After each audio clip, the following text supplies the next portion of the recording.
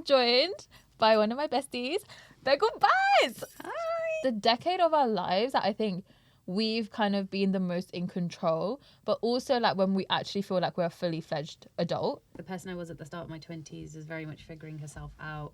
She didn't really know what she wanted. All she knew was that her life was kind of career driven. I think now I also am realizing that I don't actually think I want the blueprint that was set out for me at the start of Yes. my 20s. It feels weird to be turning 30.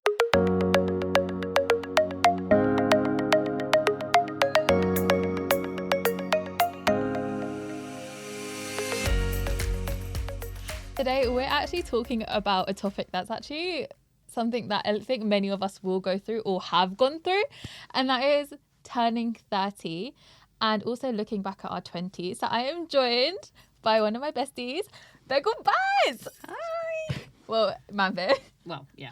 How are you? I'm okay. We're in a studio. Like, I don't think people know, but Manveer was one of my first guests on season 1. And we're season 1, episode 8. And we actually did a whole podcast together and we spoke about society's ideal desi girl. And 5 years later, Here we are. I mean, last time we did the podcast, it was in like lockdown over a Zoom call. So this is very, very different. But Manveer, do you want to give people an introduction about yourself? Hi, I'm Manveer and I'm the founder of Bagel Bites. On the side of that, the reason I know Priti is because we're best friends. So that's how I know her.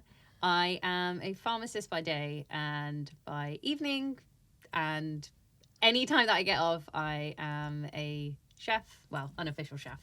And I love content creating, especially food content creating. So you can find me at Bagel Bites on Instagram if you're a massive foodie or you just want to like watching videos on how to cook.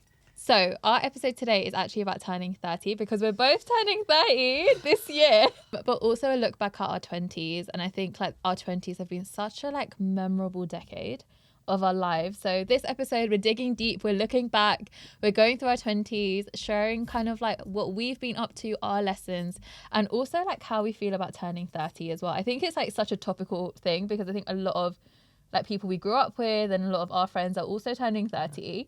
It's just sometimes like I think everyone's kind of a bit scared to turn 30 because it's like a whole different number. It's like it's not 2, like it's gonna be 3. You know what? It's I look at it, I'm like, it's a whole new decade. It's such a whole new decade. The last 10 years have been very interesting, to say the least. Yeah. It's gone by quick though, and it feels weird to be turning 30. But at the same time, I'm somewhat excited. Yeah. I think if you asked me this question 2-3 years ago, I'd probably run out the door. But for some reason, I feel like a level of excitement for my 30s.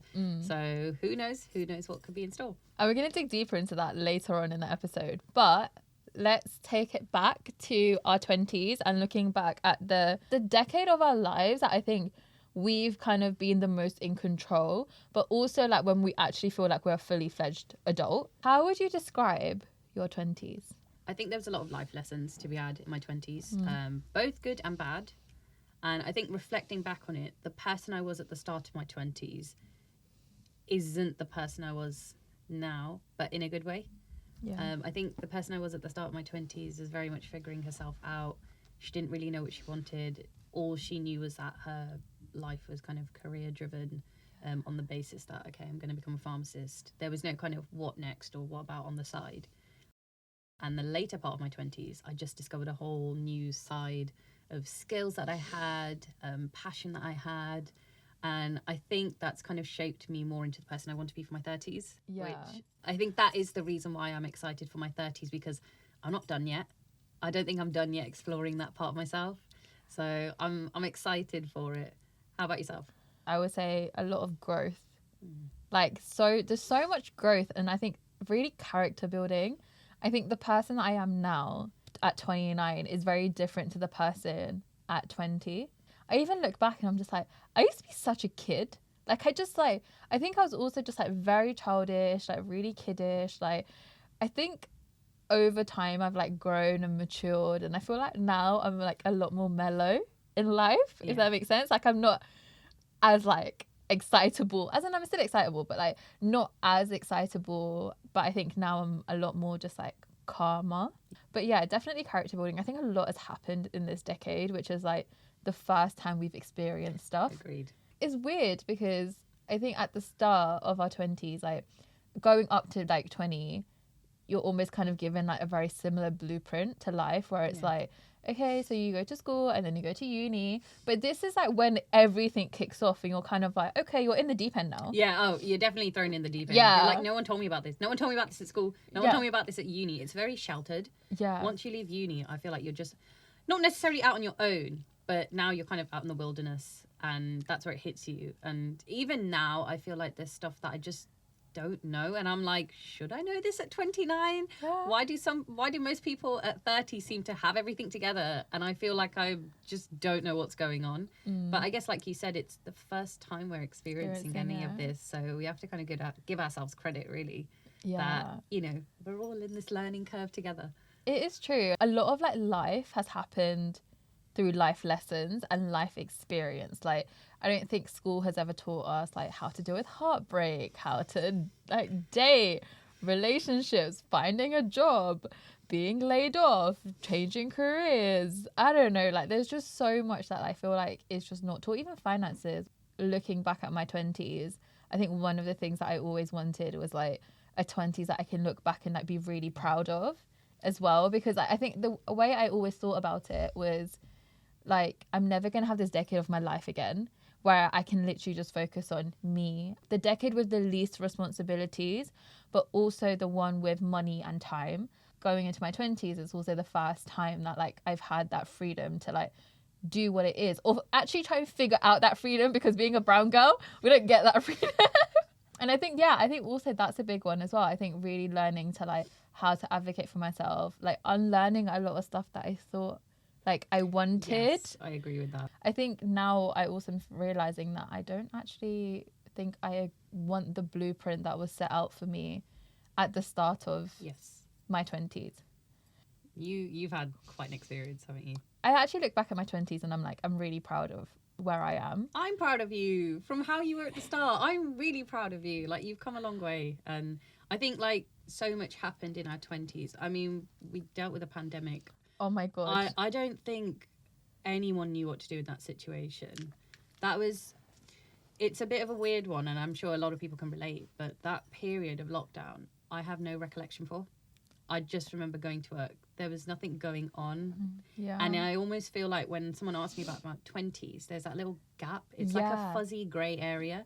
And I think that's why I don't really feel like, am I turning 30? I almost feel like, theoretically, I'm 28.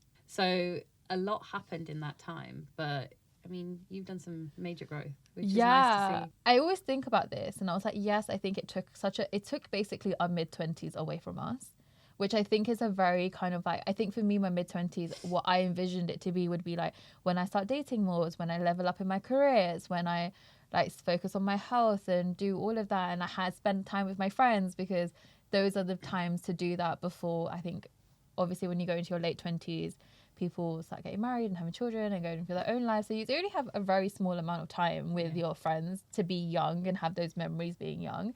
And then COVID happened and I was like, okay. And you know what it reminds me of? Do you remember that Marvel movie? So you know, like in the Avengers where they have like a blip and then like half the Everyone universe just disappears. That's literally what it feels like. Yeah. But then at the same time, I look back and I'm like, COVID also did a lot of good for me. Like, it made me realize I was in a career that I didn't like. It actually gave me like the confidence to like start this podcast.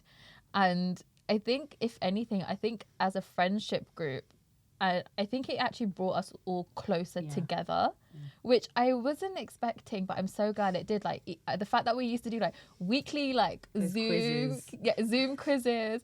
We used to all hang out on house party when that was a thing. So yeah, looking back at our 20s, I think what we want to do is split it up into different areas of our lives. So I think when we do a look back at our 20s, I'm going to do it in terms of like career, hobbies, friends and relationships, health and mental health, and then anything else that we want to add into it.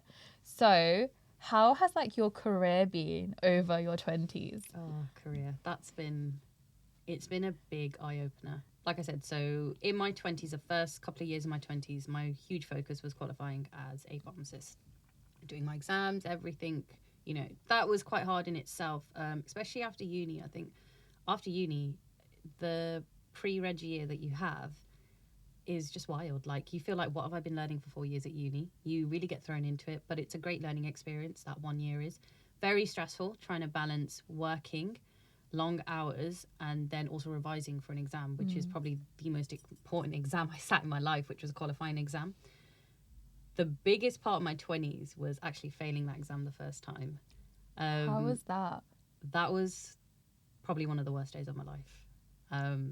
I still remember it to this day. It was awful. I think at the time, because that's all you've been working towards, right? You've been studying at uni, you've been studying at school, all of this for this one exam. And I tried my hardest and I failed.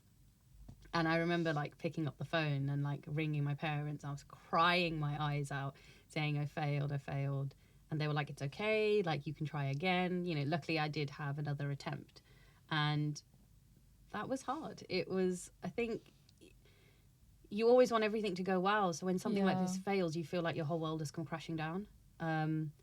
The hardest bit was trying to kind of get myself back up and revise all over again. Revising for the pre-reg exam, if there's anyone out there that has done the pre-reg exam or is about to, it's not easy. So full credit to them. And, you know, full credit to anyone who's out there doing big qualification exams. It is really hard, right? Especially trying to balance work and revising. So to have to do that all over again took a lot for me. And I still remember I had to go into work that day and I just couldn't face them. I couldn't face the music. And the one person who was working there, I still remember her. She just had this bubbly mentality. And she gave me a huge hug and she said, cry it out as much as you want, feel that, and then just go back into it, right? She goes, I know it's hard, but just go back into it. And I think that reassurance kind of helped, that it's okay to fail.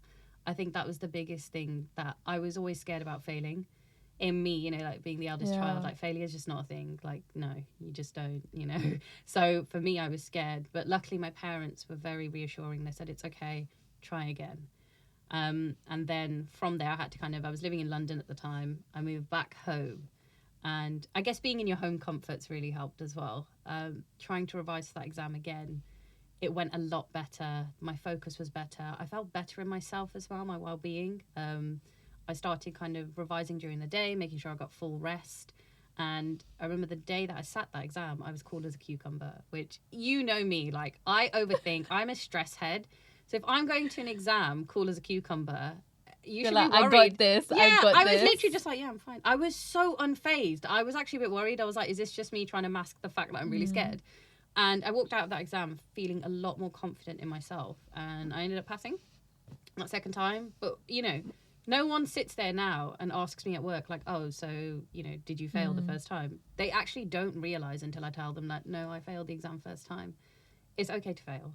I think that was one big lesson that I had in my 20s, was it's okay to fail. Because for me, I realised that it doesn't determine who you are as a person, you know. I actually sometimes forget that I failed that exam. Yeah. Now I've been qualified for 6 years, you know, and I'm a lot more confident in my job than how I was at the start. And it's okay to fail. Like, no one looks and questions it. It's awful. The feeling is awful. And you feel like you're not going anywhere with life. But I always have like a big belief, and I think this is something that I really grasped onto in my 20s, was that the feeling you have now of like failing and everything, something better is always coming along. That reassurance really, really helps. Like, I just know, like, I'm like, okay, this wasn't meant to happen at this time. It's okay. Something better is coming along. Oh my God, I have learned so much about my career in the past, like, 6 years. Like, if I was actually thinking about it and I was like looking back, I was like, I think 20-year-old Pretty has such a good idea of what she wanted to do. Yeah. And 29-year-old Pretty has no idea what she wants to do. I feel like it's because of uni as well. Like, I remember being 20 and like applying for placements because it was placement year and getting really frustrated, and I ended up getting the placement in one of the best companies ever. And then I remember I was like, okay, cool. And then I'm going to graduate, and then I'm going to do like get a graduate scheme, and then I'm going to do SEMA for 3 years, and then I'm going to be an accountant for the rest of my life. Like, that was literally what I thought I was going to do. And I got the grad scheme, and I remember I was doing the exams, and I think I got to like maybe I only had 3 exams left, but those 3 exams were during COVID. And that really impacted my mental health so badly. I think there's so much about careers that I didn't realize, like especially when it comes to like the nuances of working in corporate, like the green and red flags of a manager. Like there's so much that I learned. Like I've had some really great managers, I've had some really crappy managers, and it was just so telling. Like even within like myself to be like, because I was also in a rotation scheme, there were some rotations I loved, some that I hated. There was almost like a lot of learning that comes from it, but also just like navigating the career world, which I feel like at school that's all you're kind of dreamed upon. Like even at uni, like that's the dream. Like you're gonna go into your career, it's gonna be like this, but no one tells you like the little things as well, and you kind of just pick them up as you like go along. I feel like it's really sugar coated. It is. It is really sugar coated, and then you walk in, you think, what have I entered? Yeah, because I wasn't happy with my finance career during COVID. The fact that like professional exams were like plummeting my self-confidence, and I was having panic attacks literally like before the exam and after the exam and days before the exam. Like it wasn't very good for my mental health. And I literally sat myself down and was like, is this what I want to do for the rest of my life? Because you're still a baby in your career. Like you're what, 2 years out of uni? Like you're just like 2 years old in like the world of work. And well, yeah, at that age, I was literally thinking, is this what I want to do? Even though that was a thing that I was building up to my whole life since I was 16. I was so adamant that I wanted to go into finance. I was so adamant that I wanted to do accounting. But I feel like in my heart, I didn't actually want to do it, but it was more a stability thing. Also, then career switched when I was in my 20s and moved into D&I work, and a big part of diversity and inclusion work. And a big part of that was also because of this podcast.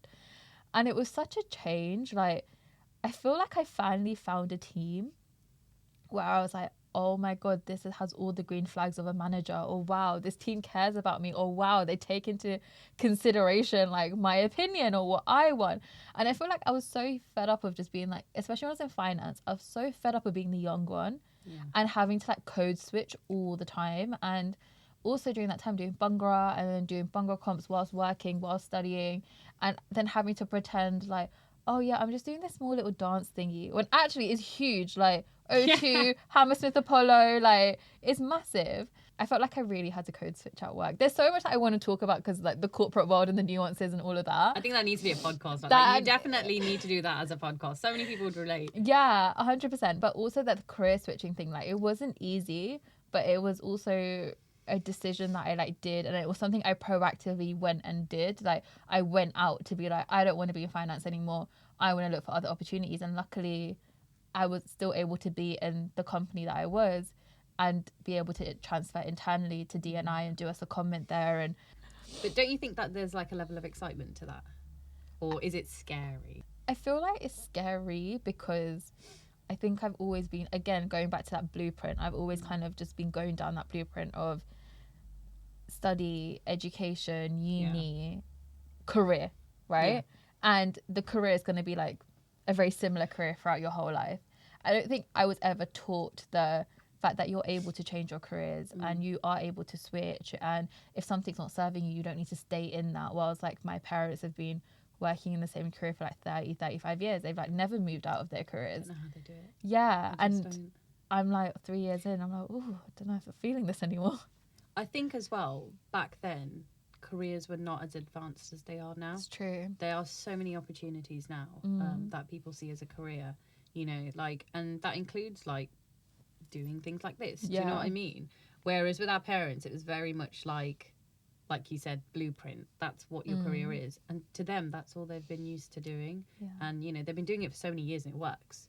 But I think for us, we're in that position now. I know they're always saying about like generations being like confused.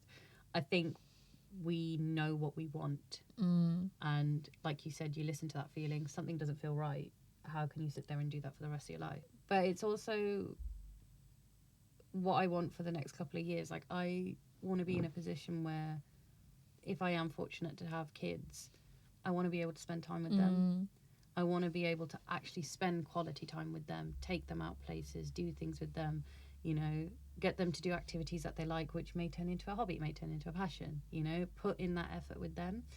And I think with my parents, it was hard because they've grown up with, you know, running their own business. They've had to go in every day. And my childhood was just being with them Mm. there. And I look back at it now, it's like I wish I spent more time with my parents away from that. Yeah. I really do. The flexibility thing is so important. Just like those little things, I think I'm starting to pick like, oh, I like that, or I'm not too sure about that. Yeah. And I think, like you said, there's just so much possibility now as well. And the fact that like we have so much access to people, so much access to opportunities. Yeah, I feel like as much as it's a little bit scary, I think it's also exciting to see what the next 5 years brings. Yeah. Because I also think the landscape's changing now. Like I think a lot of people are not quitting the corporate jobs, but I think they are pivoting more towards like doing stuff for themselves, or not exactly entrepreneurship, but like doing something that actually makes them happy, because they're starting to realize that a career is something that if you're spending so much time with, it shouldn't be draining you to a point where you're miserable your whole life, right? Yeah. Because it should be something that uplifts you, supports you. I wish I knew everything that I knew now back then as well, because I think I would have definitely made more informed decisions. The one thing that I've also realized in my 20s is like, you will never know unless you try. And as long as you've tried, that's like the most important thing. Okay, so that's like a career. But now let's go into like hobbies. How have our hobbies changed from our early 20s to our late 20s? I mean, obviously, like we met through bhangra. Bhangra, yeah. So the start of my 20s, like we were like core bhangra heads. You know, I was Bhangra like, was my life. it was honestly my life. Like my parents got so used to seeing me walking in and out of the house in a salwar, which is with a mismatched t-shirt and bright red trainers. They just didn't question it. They're like, yeah, she's going off to bhangra training. Whereas if I did that now, I think they'd be like, what are you doing? It was great, and I'm grateful for it, because I think it really brought out my confidence. When I started uni, I actually missed the first bhangra session to go grocery shopping. I didn't go to the like fresher event. And my friend, she was like, where were you? And I was like, oh, I went to do grocery shopping. She's like, no, you need to come to the next session. I was like, oh, I don't know. Like, I'll go to bhangra because everyone signs up for it. I'll go. Because I was just not a fan of bhangra music or anything. I liked it. I listened to it at weddings, but I never delved into that side. I remember going to my first session and I was like, oh, whoa, this is not what I see at weddings. This is bhangra. Like you just don't see that. Yeah. And I loved it. I absolutely loved it. And then that just one session changed my life. And then I started going again, became so involved, like just really full on, ended up becoming like president for 2 years, which I just would never have thought that would happen. I really enjoyed teaching classes at uni, and it just brought out this level of confidence. I remember my parents being like, what the hell? Like, that was not you at all. And it really kind of shaped the person I was. And then it obviously brought me to you guys, to just such a fantastic circle of friends. I am so grateful for how the start of our bhangra journey was. I wouldn't regret it at all. I think it just brought me to an amazing set of people who are lifelong friends, you know. Yeah. And I'm just so super grateful for it. Like some of my friends that I made at Bhangra Society at uni are like my best friends now. Meeting you guys through Bhangra again. I don't think like we get sad if we don't speak to each other for 3 days. We're like, is everyone okay? Like, Yeah, like, we're what's just daily happening? check-ins. Like, how's everyone doing? Okay, yeah, great. And I think just to have that is so special, especially in our 20s, because they always say in your 20s, your friendships get very determined and a lot changes in friendships. So I think to be able to have that circle is really special, and to have that through Bhangra. But what's crazy now is that like I can't remember the last time I've done Bhangra. Like, and it's sad because I thought that it would still carry on with me, but it hasn't. It's okay. I enjoy watching it. Do you know what I mean? Yeah. But I think that's part of me is like, is that chapter closed? And I was playing around with that for quite a couple of years. Like, is it closed? Do I want to do another competition? I don't know if my knees would let me do another competition. We're too old now. Oh no! You know, if someone told me that I've got to do like 8 hours of rehearsal on a Saturday and Sunday now, I'd be like, no, thank you, I'm good. But it's okay because I think it's been channeled now into something else. I had like a bit of a awkward moment, and I think it was when I did start my career that okay, there's no bhangra going on at the moment, because that's all my life was, right? Uni, work, bhangra. I was like, okay, there's no bhangra, now what? Like, what else is there? I don't know what else there is. there is. And then I ended up channeling it into something which has now become a massive part of my life in the last 5 years, which is obviously like cooking bagel bites. And it's amazing because that did not even exist in the first part of my 20s. So it's crazy to see the switch that has happened as well. Yeah, I feel like in my early 20s, bhangra was life. Like, I can't explain it. Like, it was so all-consuming because also, like, because we set up the bhangra society at Loughborough. Yeah, you guys did. How was that? I feel like it was such a cool thing. Like, because also Loughborough at the time, there wasn't that many South Asian people. Yeah.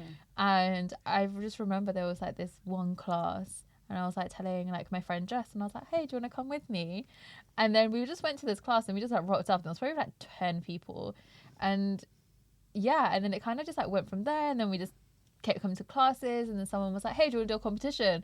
And we're like, yeah, sure. And then we auditioned for a competition, we got in, and then yeah, we started performing, and it became bigger, and then it became more well known, and then we started going into like more competitions, and some of the dancers started dancing like externally, and you just get exposed to this whole different world of people. Like you were saying, like one of our core friendship group is our bhangra group, and I think a big part was also the trauma that we all felt doing bhangra together.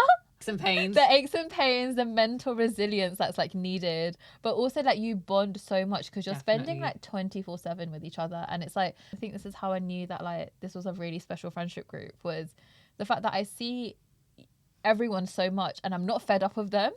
And it's like, I've done 8 hours of training with you on a Saturday, but yeah, let's go get Nando's. I think what's crazy is when I actually sat and thought about it, I think you're one of the only people I've gone on holiday with the most. No way. Yeah, no, seriously. I was like looking at it, I was like, you are probably the one person I've gone on holiday with the most. More than my siblings. Yeah, I think bhangra was something that kind of like was like a big part until COVID for me. Yeah. Because also after I graduated, I was still going back to do competitions. Mm-hmm. So for me, like bhangra didn't end at uni, it actually ended at COVID for me. Right. And I think for me, the thing that was always like keeping me coming back to do competitions in my alumni years was the family, the people. Like I can't explain it. Like I feel like the bhangra team that I had at the time would genuinely like family to me. Like I didn't grow up much with like cousins and things like that, so that's what I assumed cousin life would be. That's so cute. Like, and it is so cute. That's literally what it's like, though. It is. You just get up to like all sorts. Yeah, and it's just funny, and I don't think I've laughed as much as like I laugh when I'm around everyone as well, and that was really special. And I think now my hobbies are like so different. Like I'm marathon training for one, like I'm half marathon training, like been going to Pilates and like spin classes, and but then also I was thinking about it and I was like, the 20s was when I actually got into the gym.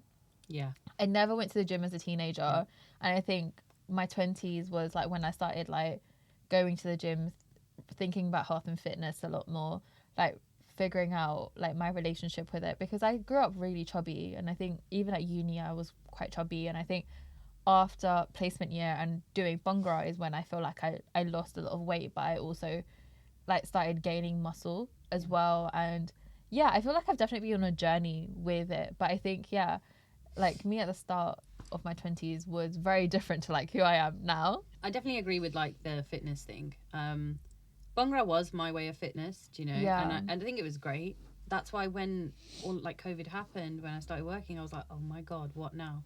I was like, I'm not a gym person. No. Now I've become a gym person. Yeah. Like, I love going to the gym. And it's weird because I used to be like, I can't be one of those people that goes on treadmill. It's so boring.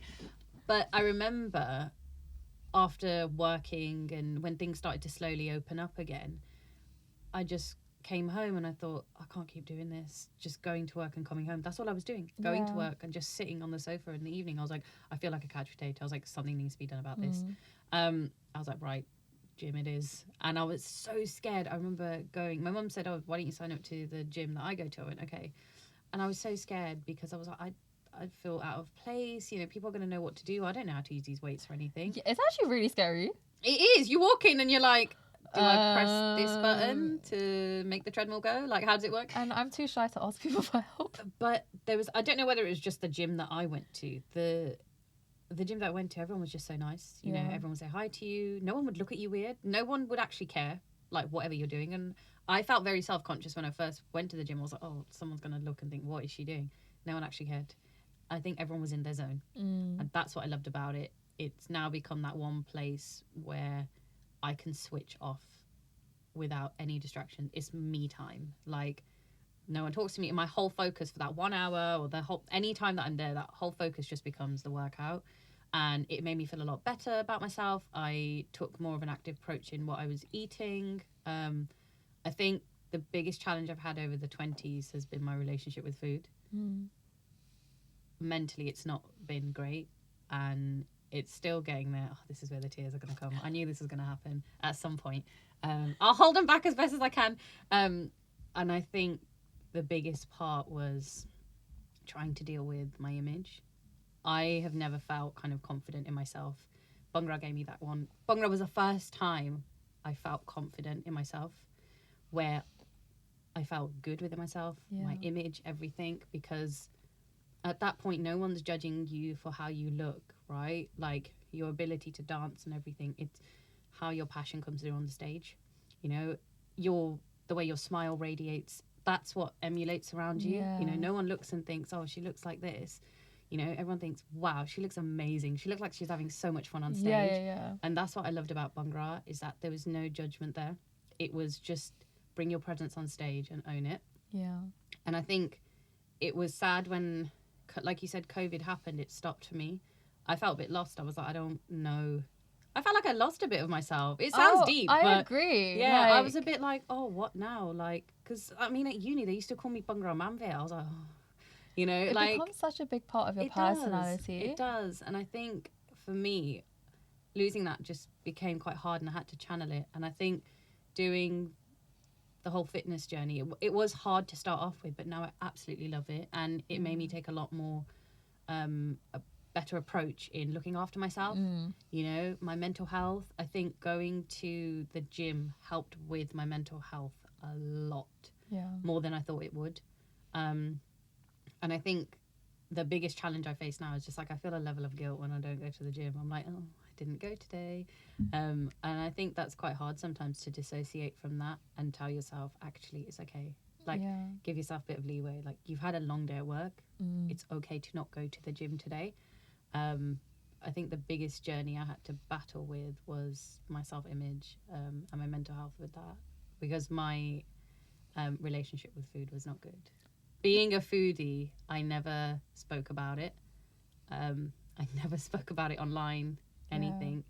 I think this is the first time I'm actually speaking about it in person, really. Yeah, I've never spoken about it. I had a very poor relationship with food.